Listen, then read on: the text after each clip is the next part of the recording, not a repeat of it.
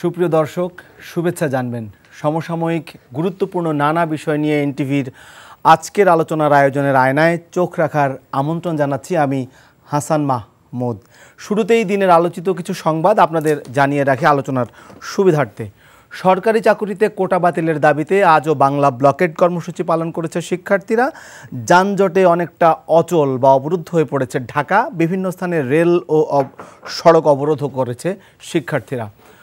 কোটা নিয়ে আপিল শুনানি পর্যন্ত শিক্ষার্থীদের অপেক্ষার আহ্বান জানিয়েছেন অ্যাটর্নি জেনারেল। কোটা আন্দোলনে সরকার বিরোধী পক্ষ ইন্ধন দিচ্ছে বলেছেন আওয়ামী লীগ সাধারণ সম্পাদক, যে সরকার বিরোধী চক্র এই আন্দোলনে ইন্ধন দিচ্ছে। অন্যদিকে বিএনপি মহাসচিব এই অভিযোগ নাকচ করেছেন যে তারা কোটা আন্দোলনের সাথে জড়িত নয়, তবে এই আন্দোলন একটা নৈতিক আন্দোলন, তাতে তারা সমর্থন দিয়েছেন। 4 দিনের সফরে চীন গেছেন প্রধানমন্ত্রী শেখ হাসিনা। উদ্বোধনের ঘোষণা হতে পারে দুদেশের বেশ কয়েকটি প্রকল্পের। বিএনপি চেয়ারপারসন বেগম খালেদা জিয়া আবারও অসুস্থ হয়ে হাসপাতালে ভর্তি হয়েছেন। পিএসসির নিয়োগ পরীক্ষার প্রশ্নপত্র ফাঁসের ঘটনা, এক ড্রাইভারের সব কীর্তি বেরিয়ে আসছে এবার।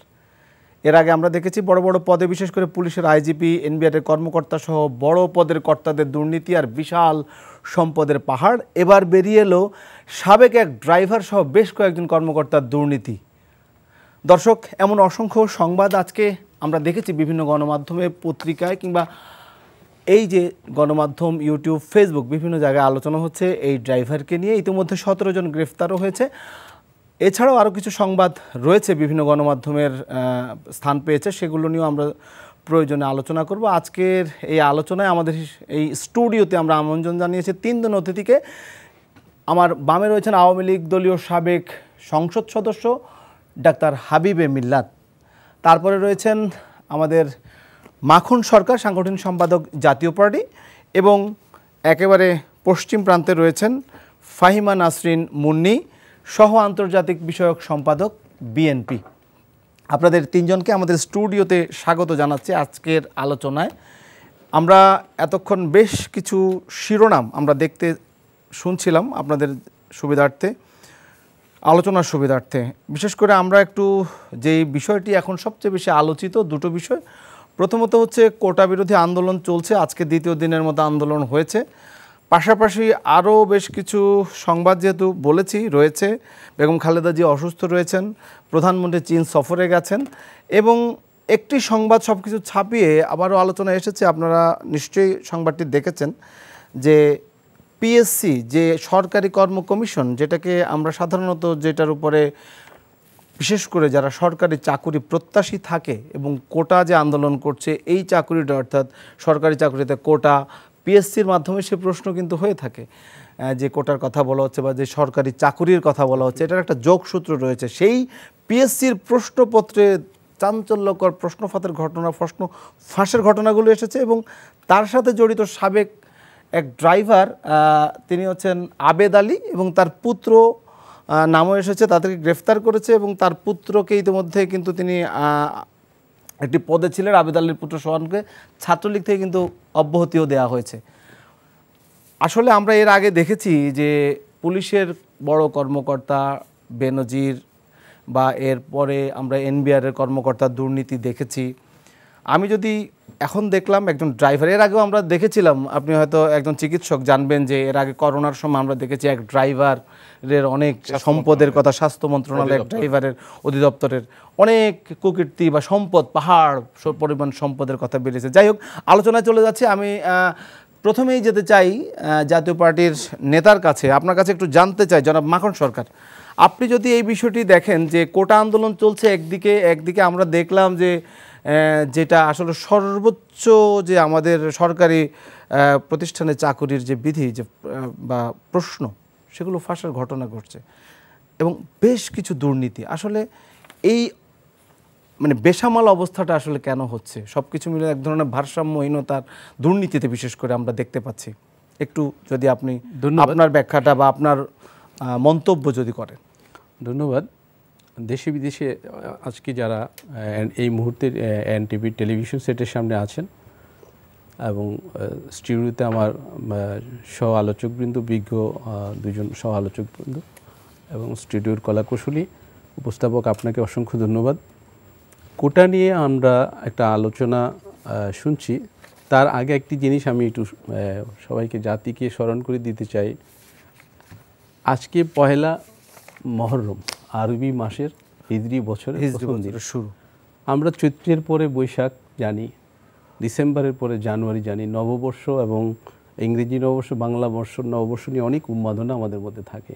কিন্তু দুর্ভাগ্য, আমাদের মুসলিম জাতি কেবল একটি মাস শেষ হলো, এই মাসেই আমাদের একটা বড় উৎসব ছিল কোরবানি।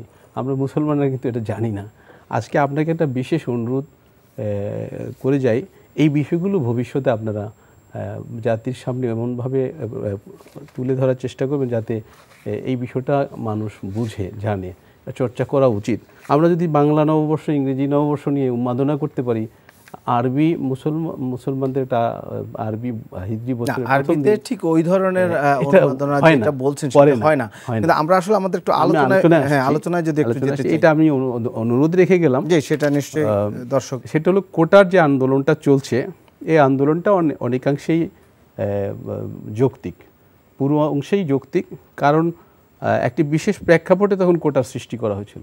আপনি খেয়াল করবেন, কোটায় প্রায় 56% পদ ব্লক হয়ে যায়। কিভাবে? 30% মুক্তিযোদ্ধা কোটার জন্য রাখা, যদিও আমি নিজেও একজন মুক্তিযোদ্ধা সন্তান। তারপরে আপনার নারী কোটায় আছে 10%, জেলা কোটায় আছে আরও 10%, 50%, প্রতিবন্ধী কোটায় আছে আপনার ধরেন 5%, 55%, আর 1% আছে আপনার ক্ষুদ্র নৃগোষ্ঠী। তো এখন খেয়াল রাখবেন যে এই 56%, 100টা চাকরির মধ্যে যদি 56টা পদ ব্লক হয়ে যায়, এগুলো আর জেনারেলরা পাবে না, মেধাবীরা পাবে না। অপেক্ষাকৃত কম মেধা সম্পন্নরা এই কোটায় পাবে।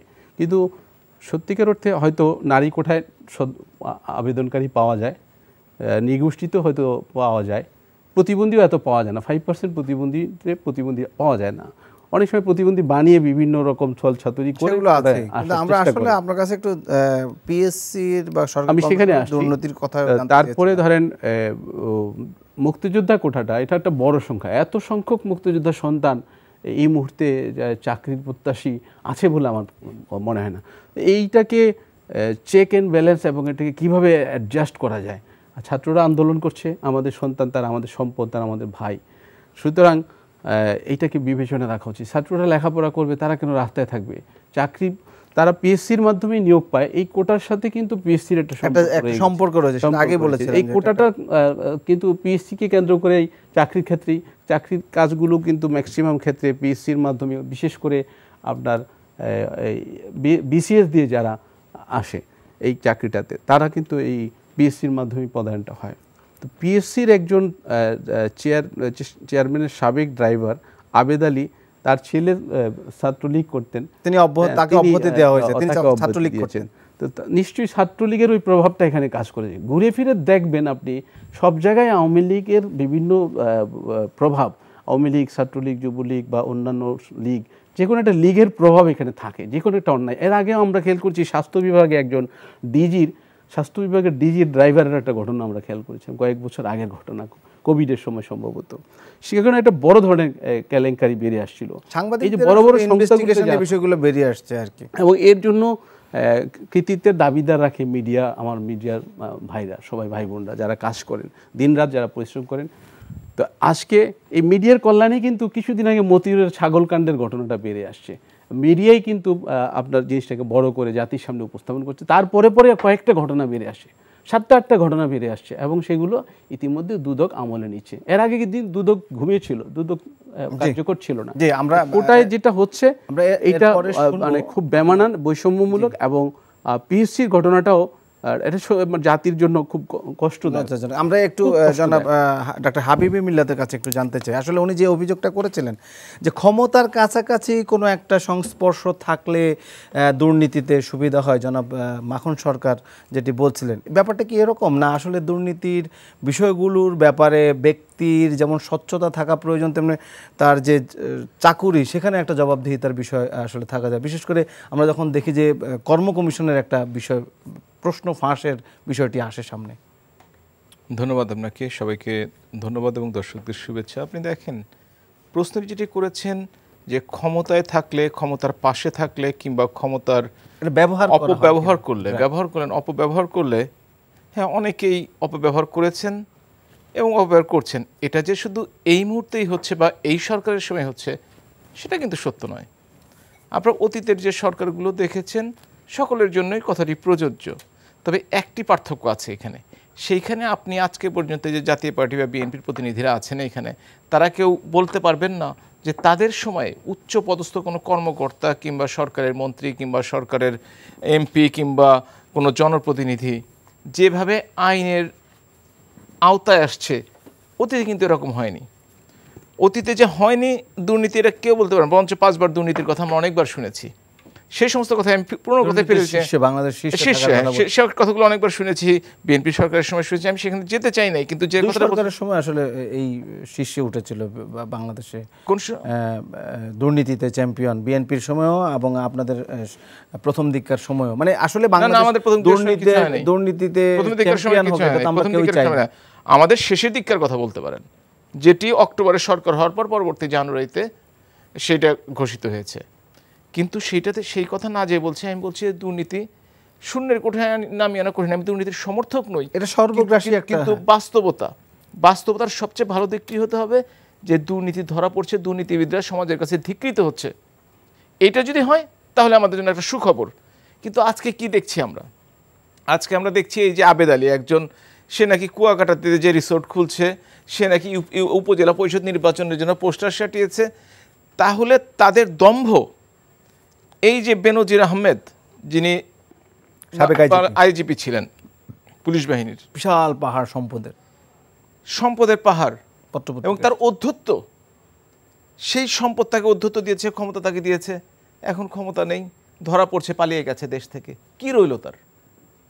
মানুষকে তো চিন্তা করে দেখতে হবে, এরপরে যদি কেউ এই ধরনের দুর্নীতি করতে চায়, এই ধরনের কাজ করতে চায়, তাকে তো দ্বিতীয়বার চিন্তা করতে হবে, অতীতে এই কাজটি করতে হয়নি। সুতরাং আপনাকে সেভাবেই, যে দুর্নীতি অবশ্যই বাংলাদেশে আছে, দুর্নীতি সবসময় ছিল এবং দুর্নীতির লাগাম টেনে ধরার প্রত্যেকটা সময় উপযুক্ত সময় এখন সেটা ধরা হচ্ছে এবং আমি মনে করি এটা আরও বেশি করে ধরা উচিত। আওয়ামী লীগের নির্বাচনী ইস্তাহারে কিন্তু 1 নম্বরে আছে দ্রব্যমূল্যের পাশাপাশি দ্রব্যমূল্যের পরে দুর্নীতি, জিরো টলারেন্স। এখন আমরা যে কেউ দুর্নীতি করছি না তা কিন্তু নয়, এটা তো আমাদের মধ্যে থেকে কেউ করছে।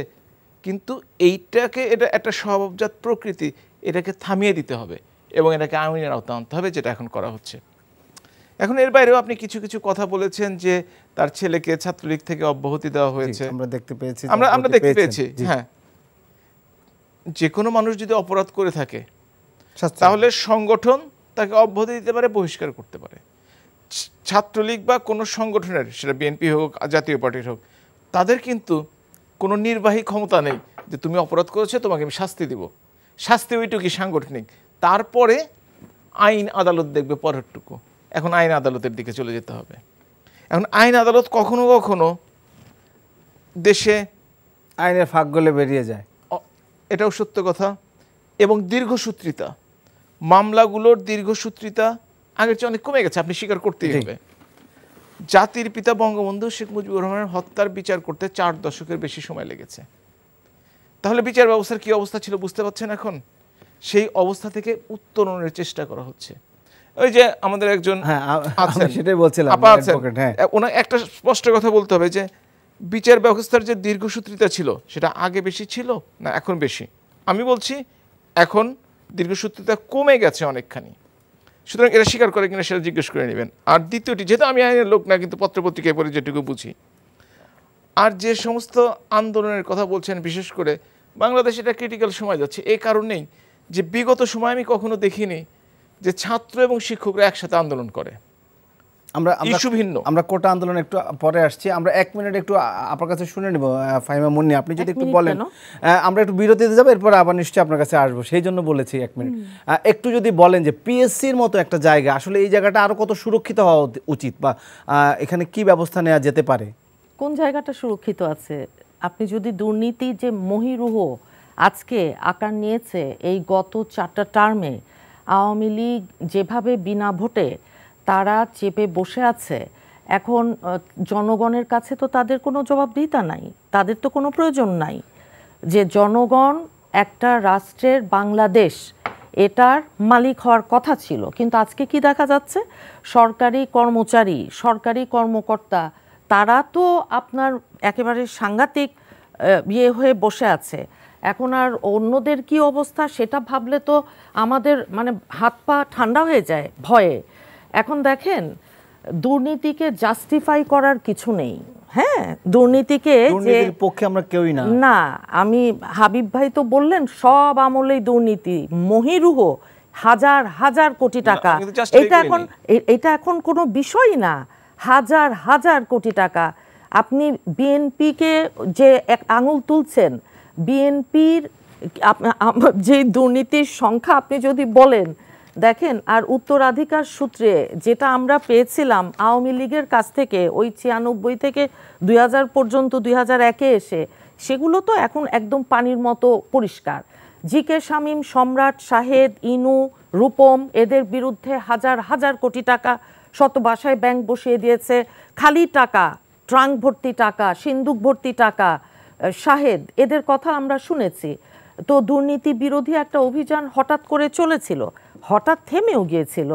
এখন দেখেন, বিচারের একটা উত্তর দিয়ে নিই যে বিচার বিরোধী দলের জন্য সুপারসনিক গতিতে চলে। আমাদের শত শত হাজারের উপর নেতাকর্মীকে যারা সম্ভাব্য প্রার্থী হতো, যদি সত্যিকার অর্থে বাংলাদেশে নির্বাচন হতো, ভোট হতো, তাহলে কিন্তু তাদেরকে আগেই ওই যে ওনাদের আওয়ামী লীগের প্রেসিডিয়াম সদস্য আব্দুর রাজ্জাক সাহেব বলেছিলেন 28শে অক্টোবরে ক্র্যাকডাউনের পর যে আমরা বিএনপি যদি নির্বাচনে আসে এক রাতেই আমাদের হাজার হাজার সব নেতাকর্মীকে, হ্যাঁ আরো বেশি নেতাকর্মীকে আসি। আর দেখেন, মূল কথাটা হচ্ছে কি, পিএসসি কে আলাদা করে দেখবার কোনো সুযোগ আমাদের আছে কিনা। এখন জন্ম সনদ দিয়ে খোলো বিকাশ স্টুডেন্ট অ্যাকাউন্ট, নিজের বিকাশ নিজে কর।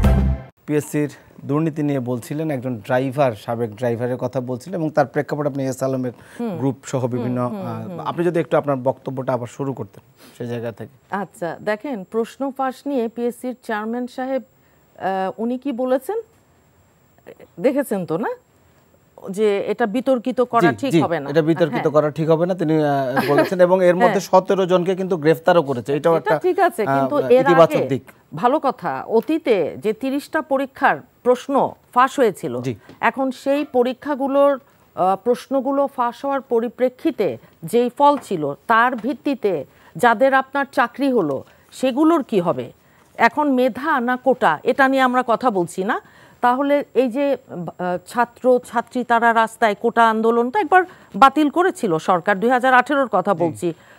তখন আমরা হেলমেট লীগ, হাতুড়ি লীগ, ওই যে ছাত্রলীগ চলে আসে, আমার পূর্ববর্তী বক্তার কথার সূত্র ধরে বলছি। ভ্যাট বিরোধী আন্দোলন, প্রাইভেট ইউনিভার্সিটি ছাত্রদের, কিংবা আমাদের স্কুলের একেবারে কোমলমতি কিশোর কিশোরীদের যে উই ওয়ান্ট জাস্টিস, সেখানে কিভাবে সড়ক দুর্ঘটনায় নিহত হলো তাদের, নিরাপদ সড়ক চাই আন্দোলনে কি অবস্থা, যেমন কোটা আন্দোলনেও হয়েছিল। দেখেন, আজকে একজন বীর মুক্তিযোদ্ধা উনি বলেছেন যে সন্তানদের চাকরির জন্য নয়, কর্নেল অলি আহমদের কথা বলছি, বৈষম্য দূর করতে মুক্তিযুদ্ধ করেছি। এটাই হচ্ছে মূল কথা। বাংলাদেশ স্বাধীন হয়েছিল যেই একটা মূল মন্ত্র তিনটা, না, সাম্য, ন্যায় বিচার, মর্যাদা। এখন দেখেন, বৈষম্য দিয়ে আপনি যে একটা 56%, 56% কোটা, 56%, অর্ধেকের বেশি, এটা তো হয় না। তাহলে মনে করেন আপনার ছেলে ফার্স্ট হলো, আমার ছেলে থার্ড হলো, এখন থার্ড হয়ে সে কোটায় আপনার চাকরি পেয়ে গেল, আপনার ছেলে পাবে না, সে এটা হতে পারে না। এটা একটা দেশ, একটা রাষ্ট্র, একটা সমাজে যে ভয়ঙ্কর বৈষম্য তৈরি করছে এবং ভবিষ্যতে আরও করবে, সমস্ত বিশ্ব থেকে পিছিয়ে আমরা চাই না ওই রকম একটা অন্ধকার দিকে যেতে। একজন বিপিএসসির গাড়ি চালক আবেদ আলীর সম্পদের পাহাড়, আমরা বেনজির আহমেদ পুলিশ যে মহাপরিচালক, একজন সেনাবাহিনীর সাবেক প্রধান, একজন এনবিআর এর অত্যন্ত বেশ বড় কর্মকর্তা মতিউর রহমান, এবং তার ছাড়াও আরও বহু আমরা যে সমানে দেখে যাচ্ছি। এখন তাদের বেলায় যে দেশে তারা ফেরত আনা, বিদেশে চলে গেছে, টাকা উঠিয়ে নিয়েছে, খবর আসার পরও মতিউর রহমান এনবিআর এর কর্মকর্তা। 200 কোটির রাজস্ব ফাঁকি মামলা, পরোয়ানা 33 মাসেও গ্রেপ্তার করেনি পুলিশ। জাতীয় সংসদের ডেপুটি স্পিকার মোহাম্মদ শামসুল হক টুকুর ছেলে SM আসিফ প্রকাশ্যে তার কার্যক্রম অব্যাহত রেখেছে, এমনকি স্থানীয় নির্বাচনে অন্যদের প্রচারণায় অংশ নিচ্ছে। এখন দেখেন বিচারহীনতার যে সংস্কৃতি, এখন আপনি সাগররুনি হত্যার কথায় আসি, 107 বারের ওপরে তদন্ত রিপোর্ট হলো না। ত্বকী হত্যায় আসেন, তনু হত্যা বলেন, কিন্তু বিএনপির কারো আমাদের নেত্রী এত অসুস্থ, জেলে একেবারে রাজনৈতিক দুরভিসন্ধিমূলক উদ্দেশ্য থেকে এই সরকার রাতের নির্বাচন 2018 নিশিরাতের নির্বাচনের আগে ফেব্রুয়ারি মাসে যখন ওনাকে জেলবন্দি করলেন একটা পরিত্যক্ত বিল্ডিংয়ে, আজও আমাদের দেশনেত্রীকে বন্দি করে অসুস্থ করে ইচ্ছাকৃতভাবে আজকে যখন হার্টে পেসমেকার লাগিয়ে উনি আবার হঠাৎ গতকাল রাতে অসুস্থ হয়ে হসপিটালে নিয়ে গেছে, আওয়ামী লীগের একজন তো হাঁচি দিলেও সে বিদেশে যায়। আওয়ামী লীগের তারা তো আপনার সাধারণ সম্পাদকের কথাই বলি, উনি তো বেশ কিছুদিন আগে যখন অসুস্থ ওনাকে আমাদের নেতার দেখতে গিয়েছিলেন না, ওনাকে এয়ার অ্যাম্বুলেন্সে বিদেশে নিয়ে যাওয়া হয়েছিল না। কাজেই এখন আপনার বেলায় আটিকুটি আর আমাদের বেলায় চিমটিকাটি, এই সীমাহীন দুর্নীতি, লুটপাট, বৈষম্য, রাজনৈতিক যে আপনার একেবারে দেউলিয়াত্মপনার চূড়ান্ত জায়গায় গিয়ে দাঁড়িয়েছে, সেখানে এই রকম আঙুল ফুলে কলা গাছ যদি প্রশাসনের উপর আওয়ামী লীগ ভর করে থাকে এবং অন্যান্য আইনশৃঙ্খলা বাহিনীর উপর ভর করে 2008-এর নির্বাচন বলেন, 2014 বিনা ভোটের 154 জন এমপি, 2018 নিশি রাতের নির্বাচনের আগের দিন ব্যালট বাক্স ভর্তি করে দিল বিবিসির সেই রিপোর্ট আকবর হোসেন সাহেবের, এবং 2024 ডামি যেই নির্বাচন। এখন কথা হচ্ছে কি, আরেকটা দেখেন, আলাউদ্দিন আহমেদ চৌধুরী নাসিম বিসিএস ক্যাডার, সার্ভিসে 1986 সালে যোগ দেন। 2009 সালে আওয়ামী লীগ সরকার ক্ষমতায় আসার পর প্রভাব বিস্তার করে সেই মামলা থেকে তিনি খালাস পান। 23 বছরের চাকরি জীবনে 1 কোটি টাকা বেতন পেলেও এখন উনি 1000 কোটি টাকার মালিক, পত্রিকায় আসা খবর পড়ছি। হ্যাঁ, এখন এই রকম তো ঘটনা ভাই অনেকগুলো ঘটনাই এরকম আছে না, যে কেন আসলে দুর্নীতি, সেটাই আমাদের আমরা আজকের আলোচনার বিষয়, আমি আমরা সেটাই বলছি, করতে চাই। আমরা সেটাই বলছি, আজকে যদি আপনার সুশাসনের তো দন্তাসও নাই, মানবাধিকারের মও নাই, গণতন্ত্র নাই, আইনের শাসন নাই, হঠাৎ করে কি করে আমি আশা করব যে এখানে যখন তাদের কোনো সবচাইতে বড় কথা জনগণের কাছে কোনো জবাবদিহিতা নাই, তো কি করে আমি আর আপনি আশা করব এখানে বসে, কিংবা বাংলাদেশের 18 কোটি মানুষ যারা ভোট দেয়নি, 12 কোটি মানুষের ভোটের অধিকার এইবার তারা এই ডামি নির্বাচনে হরণ করেছে। 2018-তে এইরকম 8 কোটির ওপরে বহু তরুণ ভোটার ছিল, জীবনে ভোটই দিতে পারে নাই তারা। আর আজকে কোটা আন্দোলন নিয়ে যেটা করছে, এটা তো আমরা মনে করি যে কোটা আন্দোলনটা এটা আসলে কিন্তু যৌক্তিক একটা দাবি যে জনগণ একটা ন্যায়সঙ্গত আন্দোলন করবে। হ্যাঁ, সেইটাকে আপনি দমানোর চেষ্টা করছে, যেমন 2018-তেও দমিয়েছিল। এখন আমরা আশা করি সরকার ছাত্র সমাজের এই যৌক্তিক আর ন্যায়সঙ্গত দাবি এটা মেনে নেবে। একই সাথে শিক্ষকরা, বিশ্ববিদ্যালয়ের শিক্ষকরা আজকে ওনারা এই যে পাবলিক বিশ্ববিদ্যালয়ের, হ্যাঁ, ওনারা পেনশন স্কিমের মধ্যে প্রত্যয় সার্বজনীন পেনশন স্কিম, এগুলো মানুষ বিশ্বাস করে না, কিন্তু তারা ক্ষুব্ধ। আমরা তাদের সাথে সহমর্মিতা প্রকাশ করি। আমি একটা বিষয়ে আবেদ আলীর কথা বলছিলাম, ঠিক আছে, আবেদ আলী কিন্তু আত্মপক্ষ সমর্থন করেছে, যারা মাখন সরকারের দৃষ্টি আকর্ষণ করছে। উনি বলেছেন কোনোদিন অসৎ উপায় উনি অবলম্বন করেনি, এবং ফেসবুক বা বিভিন্ন জায়গায় কিন্তু তার বিভিন্ন ছবি, বিশেষ করে কিছু ধর্মীয় বা আচার পালন করছে এরকম অনেক ছবি কিন্তু ট্রল হচ্ছে। আমার ব্যক্তিগত বক্তব্য, বা তিনি যাই দিয়ে থাকেন না কেন, প্রশ্ন হচ্ছে যে আসলে এই যে আমরা পিএসসির পরীক্ষা, যেখানে আসলে মেধাকে যাচাই করা হয়, যেখানে যেই পরীক্ষাতে নিজেদের মেধা যাচাইয়ের জন্য আন্দোলন করছে কোটা বিরোধীরা, যে কোটা বাদ দিয়ে মেধাকে যাতে মূল্যায়ন করা হয় বা মেধাদের, কিন্তু সেই জায়গায় পরীক্ষাটা যদি এরকম হয় যে প্রশ্ন দিয়ে বা প্রশ্ন পেয়ে সেই পরীক্ষা, সেখানে কি মেধার যাচাই হলো? মেধাটাকে কিন্তু আসলে না, 500 জন প্রশ্নপত্র পেয়েছে, নিশ্চয়ই আপনি সংবাদটি দেখেছেন যে 600 থেকে 700 জনকে এই প্রশ্ন, তাহলে তারা তো নিয়োগ পেয়ে গেছে ইতিমধ্যে। এটা তো অনেক আগের ঘটনা বলছি, প্রশ্নপত্র ফাঁসে। তাহলে মেধার মূল্যায়নটা আপনার কাছে কেমন মনে হচ্ছে? ধন্যবাদ। পিএসসির পরীক্ষায় এবং প্রায়ই শুনি প্রশ্নপত্র ফাঁস হয়ে যায়, হ্যাঁ, এবং এখানে একটা বড় ধরনের লেনদেন হয়, বড় ধরনের চক্র জড়িত হয়। ভিতরের লোক, এই ড্রাইভাররা এই কাজটা করে।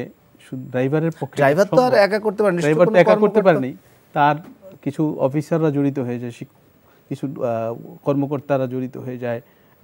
আমি যদি বলি বড় কর্তার ড্রাইভার, জি, বড় কর্তার ড্রাইভার মানে বড় কর্তার একটা প্রশ্রয় থাকে, সে তাকে বড় কর্তাকে অফিসে নিয়ে যায়, আনে, এবং তাকে বিশেষভাবে মানে নিরাপত্তাও দেয়, রাস্তাঘাটে গাড়িটা চালায় সুন্দরভাবে। এমন ওই ড্রাইভারদের আবদার অনেক সময় কর্তারা শুনতে গিয়ে অনেক সময় অন্যায় আবদারও শুনে ফেলে এবং মেনে নেয়। আসলেও সত্যি কথা কি, সমস্ত দেশটা চলতেছে অন্যায়ের উপরে। ভোট বলেন, সরকার বলেন, নির্বাচন ব্যবস্থা বলেন, সব কিছু, যে কোনো টেন্ডারিং, যে কোনো কাজ, যে কোনো পরীক্ষা, প্রশ্নপত্র, সব কিছু সীমাহীন অন্যায় অত্যাচার লুটপাটের মধ্যে চলতেছে। নাহলে আজকে বেনজিরদের ওই অন্যদের ঘটনাগুলো এইভাবে আসতে, এই কয়টা তো গণমাধ্যমে এসেছে, এর বাইরে কি আছে বলে আপনার? হাজার হাজার হাজার হাজার, এটা তো গণমাধ্যমে আসলো বলে আমরা জানছি। আমরা হয়তো 2-4টা ঘটনা জাতি জানতেছে, কিন্তু প্রত্যেকটা কাজই অন্যায়ভাবে ঢালাও অভিযোগ। বাংলাদেশ স্বাধীনতার পরে এত দুর্নীতি, অন্যায়, কারণ সরকারটাই তো অন্যায়ের উপর প্রতিষ্ঠিত। সরকারটাই অন্যায়ভাবে নির্বাচন করে, অন্যায়ভাবে সকলকে মেরে টেরে বন্দি করে, ক্র্যাকডাউন করে, একদম কোনো সম্মানজনক বিরোধী দল রাখবে না। আমি গত 18 সালে নির্বাচনে আমি ক্যান্ডিডেট ছিলাম, 14 সালে আমি, 13 সালে আমি ক্যান্ডিডেট ছিলাম। 2টা নির্বাচন আমি নিজে দেখেছি। এবার আমি যদিও ভোটটা করিনি, কিন্তু বাক্সই ভরে ফেলছে আগের রাতে, সকাল 8টার সময় গিয়ে দিয়ে বাক্স ভরা। তা আপনি সেই সরকারের কাছ থেকে, যে সরকার জনগণের ম্যান্ডেট নেয়নি, জনগণের জবাবদিহিতা যার কাছে, জনগণের কাছে যার জবাবদিহিতা নাই, তার কাছে আইন কোনো কিছুই তোয়াক্কা থাকবে না। এখানে হাইকোর্ট বলেন, অন্যান্য জায়গা বলেন, সকল জায়গাগুলো নিয়ন্ত্রিত হচ্ছে। এই প্রশ্ন এখানে কেন, সকল প্রশ্ন, বোর্ডের যে কোনো পরীক্ষার প্রশ্ন ফাঁস হয়ে যাচ্ছে। আজকে এগুলোর জন্য অথরিটি আছে, অথরিটি হেড যারা হচ্ছে, বিভিন্ন রকম যারা অপারেশনের দায়িত্বে যারা থাকছে, বড় বড় পদে যারা থাকছে কর্মকর্তারা, তারা কি করছে? তাহলে আমি বলবো যে ছোট বড় সবাই জড়িত কম বেশি, নাহলে এই ধরনের কর্মকাণ্ড করা অসম্ভব। এখন মেধাহীন একজন দেখা গেছে পয়সার বিনিময়ে ওই প্রশ্ন পেয়ে সে প্রশ্ন পড়ে গেল, অ্যান্সার জেনে গেল, অ্যান্সার জেনে গিয়ে উত্তর করে সে পরে নিয়োগ পেয়ে গেল, অফিসার হয়ে গেল। সেই লোকটা যখন ডিসি হবে, এসপি হবে, উপরের পদে যাবে, যুগ্ম সচিব হবে, উপসচিব হবে, যুগ্ম সচিব হবে, অতিরিক্ত সচিব হবে, তারপর সচিবের চার্জ পাবে, একটা মন্ত্রণালয় চালাবে, দেশ চালাবে। তার কাছ থেকে আপনি কী আশা করতে পারেন? সে তো নকলবাজ, সে তো অন্যায়কারী। তো এই অন্যায়কারীদের রাজত্ব চলছে তো দেশে, অন্যায়ের রাজত্ব চলছে দেশে। তো কোনো আইন কানুনের বালাই নেই, কেউ মানে না। আপনি যখন জনগণের কাছে আপনি দায়বদ্ধ না, জনগণ আপনাকে ভোট দেন, আপনি বলেন জনগণ আপনাকে ভোট দিয়ে ক্ষমতায় বসেছে, এটাই তো মিথ্যা। আপনি সর্বৈব মিথ্যার উপর প্রতিষ্ঠিত, সব কিছুই মিথ্যার উপর প্রতিষ্ঠিত, অন্যায়ভাবে করছেন, আইন কানুনের তোয়াক্কা করছেন না। একটা মানুষ মরে যাচ্ছে, অসুস্থ মানুষ, হ্যাঁ, বেগম জিয়া, তাকে একটা ব্যবস্থা আপনার রাষ্ট্রের দায়িত্বই নিয়ে যান না, বিদেশে চিকিৎসা করে আবার নিয়ে আসেন না। ওনারা এত বলতেছে, সব কিছু কি আইন দিয়ে হয় নাকি? এই আইন কি কোরআনের আয়াত থেকে চেয়ে পরিবর্তন করা যায় না? তারা তো বলেছে সুবিধা তৈরি করে আপনি যদি জেলখানা থেকে এনে বাসায় রাখতে পারেন, আমি এটাও বিশ্বাস করি, চার্টার বিপানি করে চিকিৎসা করে নিয়ে আসতে পারেন। আপনি অনেক শিল্পীদেরকে, নায়িকা গায়িকাদেরকে কোটি কোটি টাকা দেন অসুস্থ হলে চিকিৎসার জন্য। হ্যাঁ, আপনি বেগম জিয়া একটা দেশের প্রধানমন্ত্রী ছিল, একটা দলের প্রধান, একটা সরকারের প্রধান ছিল, একটা জিয়াউর রহমানের স্ত্রী, সেই সব সাবেক সেনাপ্রধান জিয়াউর রহমান, সাবেক রাষ্ট্রপতি, তার এরকম একটা মানুষকে আপনি চিকিৎসার ব্যবস্থা করতে দিবেন না? এটা তো আইনের কথা বলে। আমি যদি এখানে একটা কথা বলতে চাই, আমাদের মন্ত্রীরা, সরকার তো বলছে তিনি অভিযুক্ত এবং সেই কারণেই তারা বিদেশ যাত্রা, ওনারা আইন দেখায়। আমি একজন আইনের মন্ত্রীকে আমার নিজ কানে, আমার একটা ঘটনায় আমি গিয়েছিলাম, সংক্ষেপে বলি, উনি বলতেছে আরেকজনকে, উল্টা পাশে প্রভাবশালী একজনকে বলতেছে যে আপনার পরিচয় একটা লোক আসছে, আপনি পাঠাইছেন? তো ওই লোক বলছে আমার লোকরা পাঠাইছে, আমি জানি। হ্যাঁ, মানে সরাসরি সে জানে না। তখন বলল কি, আমি দরজায় খাড়ায় শুনতেছি, বলতেছে আমাদেরকে হাইকোর্ট দেখায়, আমরাই দেশবাসীকে কত হাইকোর্ট দেখাই। আচ্ছা, সেটা ভিন্ন প্রসঙ্গ একটু। এই হলো মন্ত্রীদের অবস্থা। মন্ত্রীরা আমাদের কাজের বিল নিয়ে যায়, আমাদের ব্যবসা বাণিজ্য আটকে রাখে, মেধাবীদেরকে মেধাবী জায়গা, সেটাই আমরা এই জায়গাটাতে বলতে চাই, দক্ষ মেধাবীদেরকে ভালো জায়গা, সমস্ত চোর, সমস্ত সংস্থা প্রধান দেখবেন, সমস্ত অপারেটিভ অফিসারদেরকে দেখবেন, ইভেন যারা আজকে শীর্ষে আছে, সরকারের সচিব হয় বিভিন্ন জায়গায়, লেনদেন দেনাপানা ছাড়া কোনো ভালো অফিসারকে একটা পদে দেন। দেনা পাওনা ছাড়া কোনো DC, কাজ হয় না। যেখানে আমি যা নিয়োগ করতেছে, একটু সকল কিছু অন্যায়ের ডাক্তার হাবিব মিল্লাতের কাছে আপনি অনেকগুলো অভিযোগ করেছেন। এই টাকা পয়সা কোত্থেকে উঠে? এই যে আজকে বাংলো পাওয়া যাচ্ছে, বেনজিরের এত ঘটনা জানেন, জি, অনেক কিছু পাওয়া যাচ্ছে। বোর্ড ক্লাব পাওয়া গেছে, বোর্ড ক্লাবটার ব্যাপারে আলোচনা আসা উচিত। বোর্ড ক্লাবে এক একজন ঢাকার থেকে ওয়ার্ড কমিশনারদেরকে ধরে, ঢাকার যত কালো টাকার মালিক আছে জবরদখলকার, তাদেরকে ধরে ধরে 40 লাখ 50 লাখ করে নিয়ে মেম্বার বানিয়েছে, শত লক্ষ ওখানে মেম্বার বানিয়েছে। জি, এটা এই দুর্নীতিগুলো উঠে আসছে। সরকারি জায়গায় প্রতিষ্ঠিত, সেখানে হাজার হাজার কোটি টাকা লুট হয়েছে। না, আমাদের আলোচনার জায়গাটা অন্যায়ের শেষ নাই তো। এই অন্যায়গুলো যখন করছে সরকার প্রধান কোথায় ছিল? মাখন সরকার, তিনি তো সরকারের অধীনে চাকরি করছেন, সরকারের সংস্থাগুলো কোথায় ছিল? সেটাই আমরা জেগে জেগে ঘুমাইছে। জি, ডক্টর নিজের লোক বলে কিছু ডাক্তার হাবিব মিল্লাতের বিদেশে কাছে পাচার করে দিন, পার করে দিলেন তাকে, টাকা সব চলে গেল। একটু আপনাকে দিচ্ছি, একটু আপনাকে থামাচ্ছি।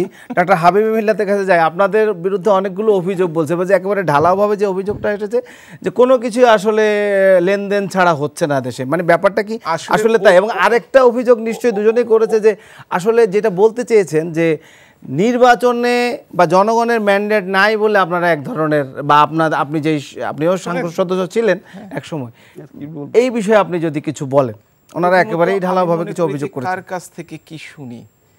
যারা আমাদের সরকারের অংশীদার, জাতীয় পার্টি সরকার অংশীদার না, এই মুহূর্তে অপোজিশন। এই মুহূর্তে আপনারা ছিলেন একটা সময়ে, উনি যেটা বলতে চাইছেন কথাটা শেষ করে নেই। যারা 26টা সিট পাওয়ার জন্য লালায়িত হয়ে প্রতিদিন আমাদের পার্টির নেতাদের সাথে আলোচনা করত, এবং পরে 11টিতে তারা সন্তুষ্ট থেকেছে। অনেক দিন দরবার আমরা দেখেছি তখন।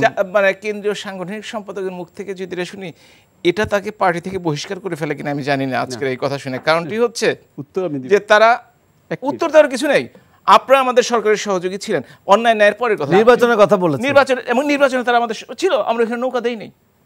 বলছে যে এই যে অব্যবস্থা,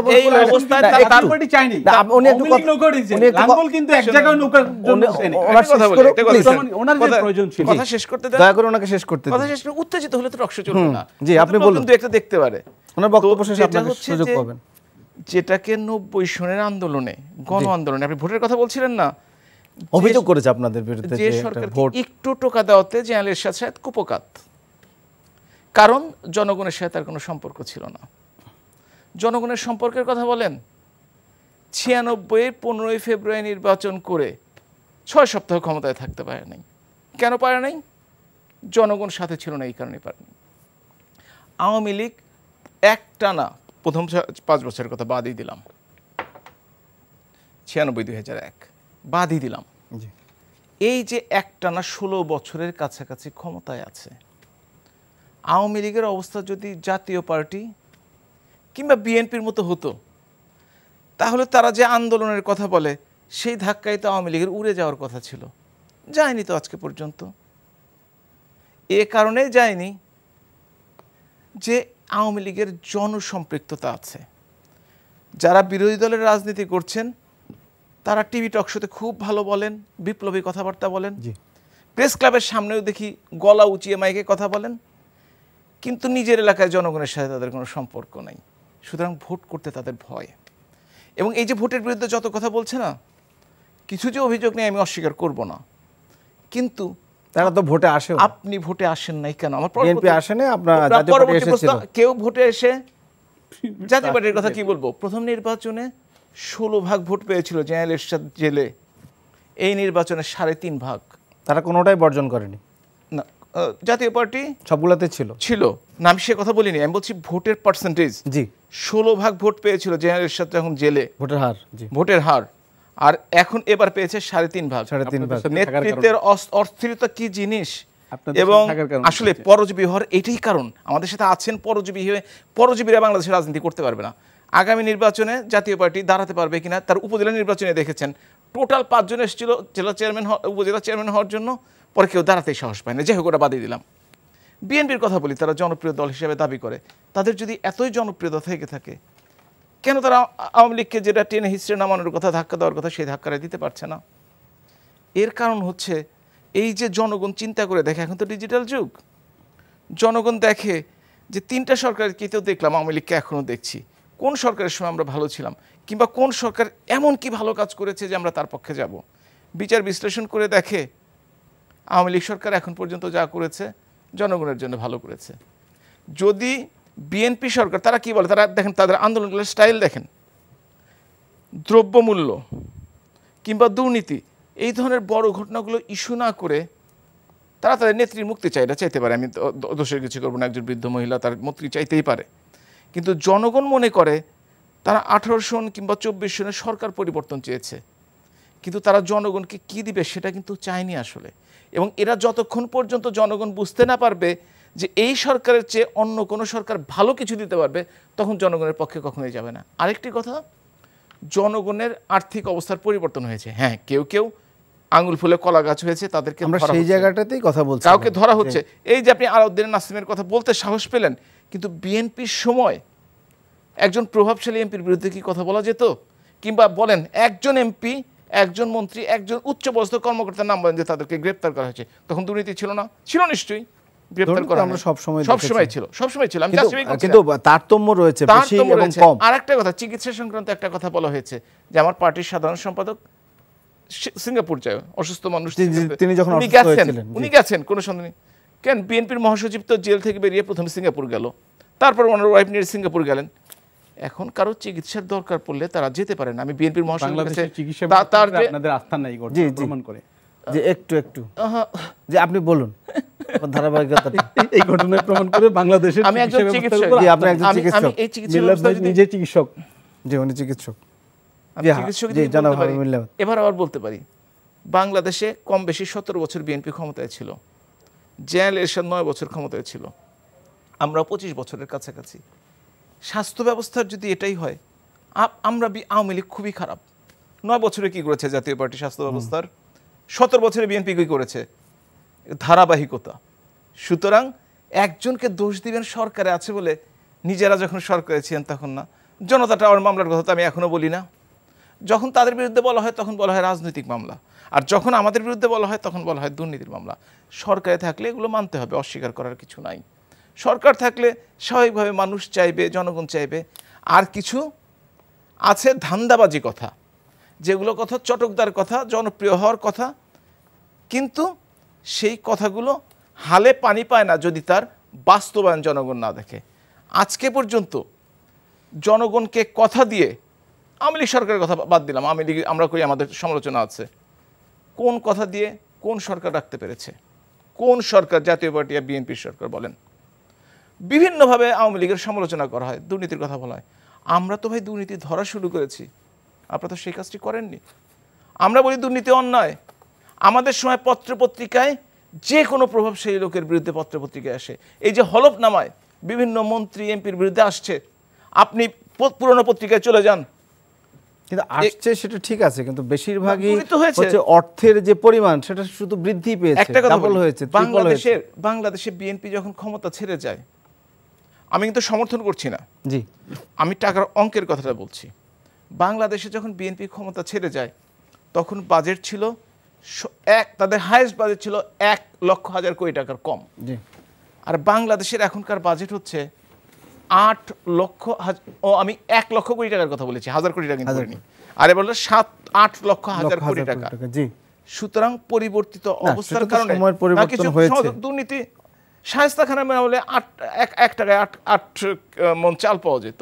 এখন যদি সেই সময়ের সাথে এই সময় তুলনা করলে সেটা হবে না। তবে আমি দুর্নীতির বিরুদ্ধে, এবং ছোটখাটো বড় যে দুর্নীতি হোক না কেন তাদেরকে আইনের আওতায় আনার পক্ষে। কিন্তু আমাদের বক্তব্য হচ্ছে যে মেধাবীদের যে জায়গাটা এখন আসেন, সেই জায়গায় যে প্রশ্নপত্রের ফাঁসে, আমরা এই কিছুদিন আগে দেখলাম স্কুল গুলোতেও প্রশ্নপত্র ফাঁসের একটা 6ষ্ঠ থেকে 9ম শ্রেণীর যে নতুন কারিকুলাম, সেখানেও মানে এই মেধাবীদের জায়গাটাতে একটা বড় ধরনের প্রশ্ন তৈরি হয়ে যাচ্ছে। যে কোনো জায়গায় আপনি একটা স্কুলের পরীক্ষায় যদি প্রশ্নপত্র ফাঁস হয়, এটাই তো ভবিষ্যতে যে ওইখানটি দখল করবে, পরীক্ষা দেওয়ার যোগ্যতা অর্জন করবে, না হলে তো যোগ্যতা অর্জন করতে পারবে না। এই যে প্রশ্নপত্র ফাঁস হলো এবং যারা নিয়োগ পেল তারা কি আসলে মেধাবী? আপনি এখানে তো পরে আসছি, আপনি স্কুলের কথাই বলেন, ধরেন স্কুলে এসএসসি এইচএসসি খুব ভালো করলো, তার মানে তারা এক ধাপ এগিয়ে গেল নকল প্রশ্নপত্র পেয়ে, জি তাই তো? জি, তারা পরবর্তী পরীক্ষায় অন্তত যোগ্যতা অর্জন করলো পরবর্তী ধাপে যাওয়ার জন্য, না হলে তার যোগ্যতা অর্জন করতো না।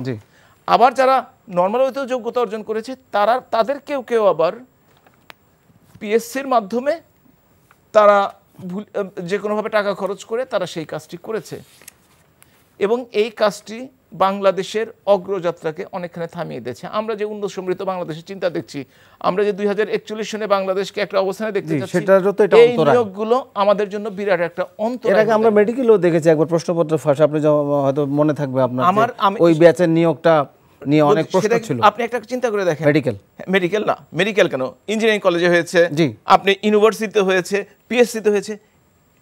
তো এতে কি মেধাবীরা কি আমি বলি তারা শেষ করি, যে শুধুমাত্র আজকে ফাঁস হয়েছে, আমাদের এই মনস্তাত্ত্বিক মেধা হচ্ছে স্বল্প সময়ের জন্য।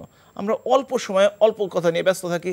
আপনি যদি ইতিহাস ঘেটে দেখেন, ওইখানে যদি দেখেন যে পত্রিকার খবরগুলো এসছে, সব সরকারের সময় প্রশ্ন বাতিল হয়েছে। আমার কাছে প্রমাণ আছে, আপনি চাইলে কালকে আমি দেখাতে পারি, এখন তার অঙ্কল দেখতে দিবেন না আমাকে।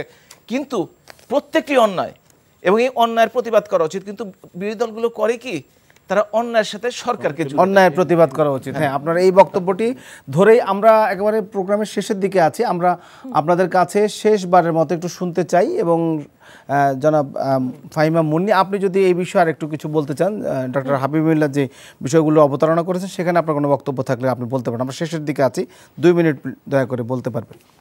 দেখেন, আমাদের দেশের শিক্ষা বলেন, স্বাস্থ্য বলেন, চিকিৎসা, অর্থনীতি, রাজনীতি সবই তো এই আওয়ামী লীগ বিনা ভোটের যেই সরকারটা চেপে বসে আছে তারা আপনার একেবারে ধ্বংস করে দিয়েছে। নির্বাচন বলে মেধাবীরা কি জায়গা পাচ্ছে? কেউ কোথায়? আপনি মেধা দিয়ে এখন কি হবে? মানে মেধা কখন কাজ হয়?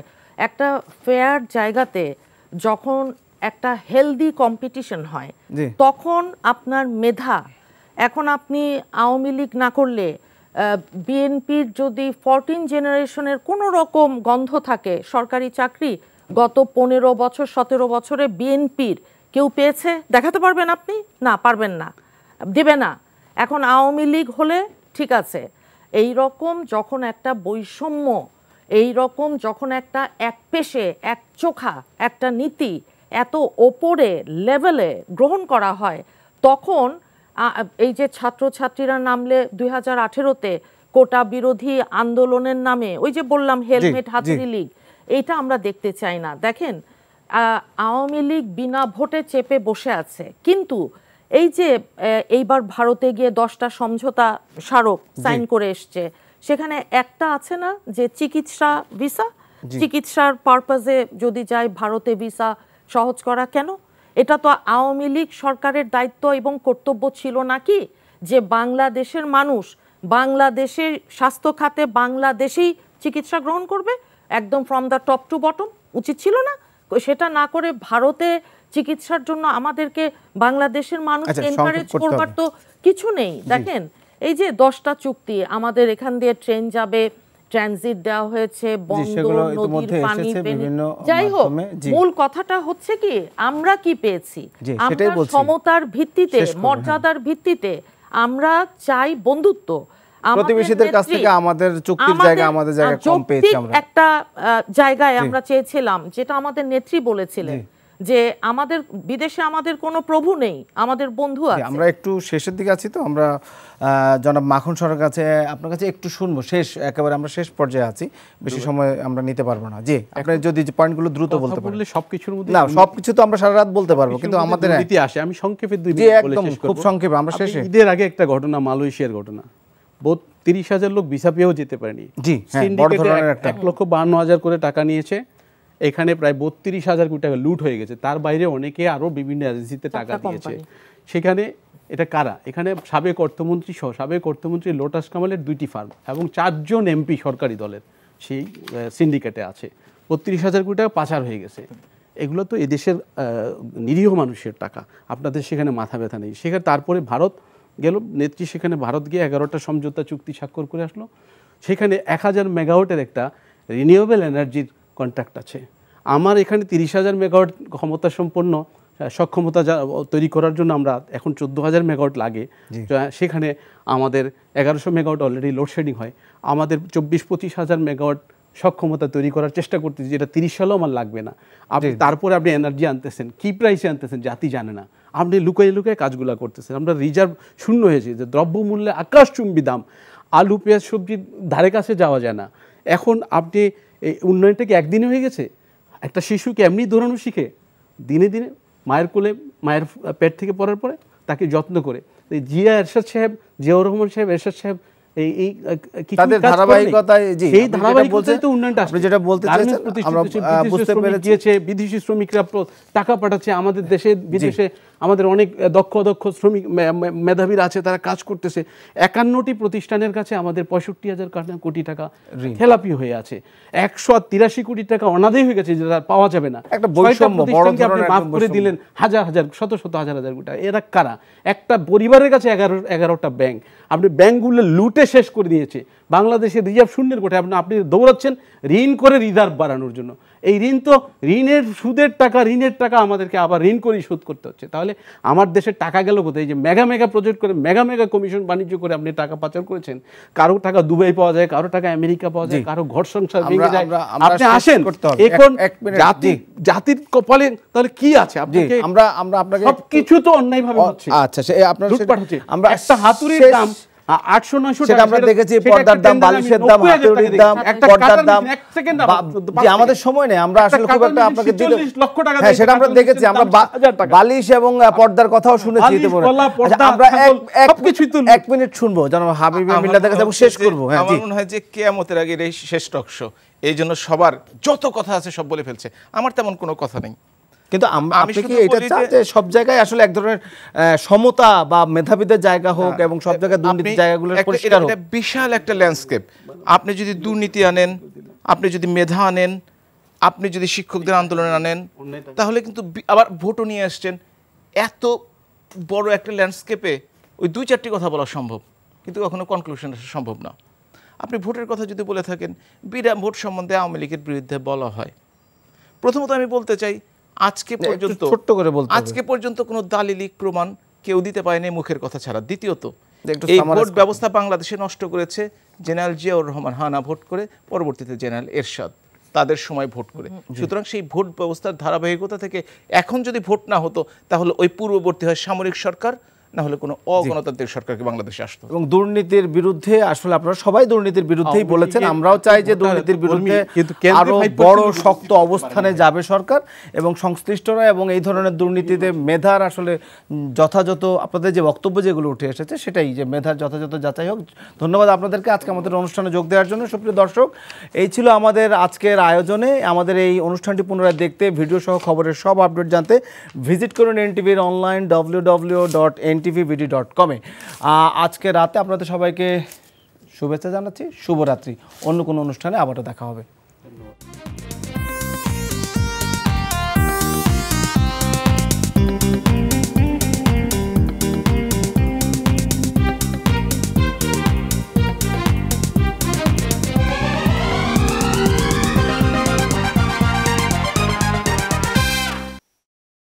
এখন জন্ম সনদ দিয়ে খোলো বিকাশ স্টুডেন্ট অ্যাকাউন্ট।